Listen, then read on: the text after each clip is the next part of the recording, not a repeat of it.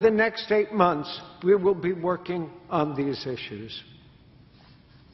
A few personal reflections. One is, in a way that I have never understood before, I came away today with an understanding of what privilege is. I'm not talking about white privilege or black privilege. I am talking about privilege. I have never experienced coming home and finding my father dead from alcohol or drug overdose. One of the young people today did. I have never had a friend who was shot die in my arms. One of the young people today did. And these are two of thousands of stories in Baltimore. Those young people are going into city schools day after day, whether they tell those stories or not. These young people are the ones that need to have jobs, but vocational skill building and development of what we were talking about this morning about soft skills. How do you build the skills when you have that level of rage and experiences in your life? I come away with two also somewhat conflicting lenses.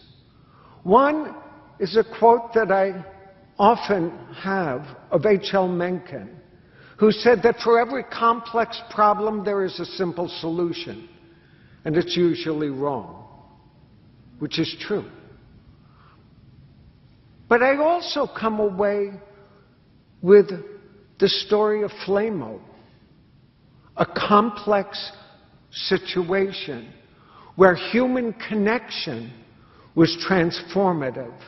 And we heard that with Chris this morning, we heard it with Bill Wilson this morning, we heard it from young people, and we heard it just now in the culture shift, Sonia, that you are talking about working to see occur in city schools. But it's a culture shift that, if you are successful for city schools, has the potential for impacting Baltimore. Because shifting from a command and control orientation to an interpersonal human connection approach, we know that the #1 protective factor in the lives of young people are human connections. Not vague, not abstract, and not 1,000. One person who, in the words of your Brafenbrenner, is crazy about you. The one thing kids need. And so, I think we have some glimpses into that. I will close with one school story of giving voice to young people. A story that is a true story of a teacher a few years back, a woman who one morning early in the school year went into the girls' bathroom, and there were girls huddled in the corner, one of them crying her eyes out. And the teacher said, "What's going on?" And they wouldn't tell her, but she persisted and said, "Please, what happened?"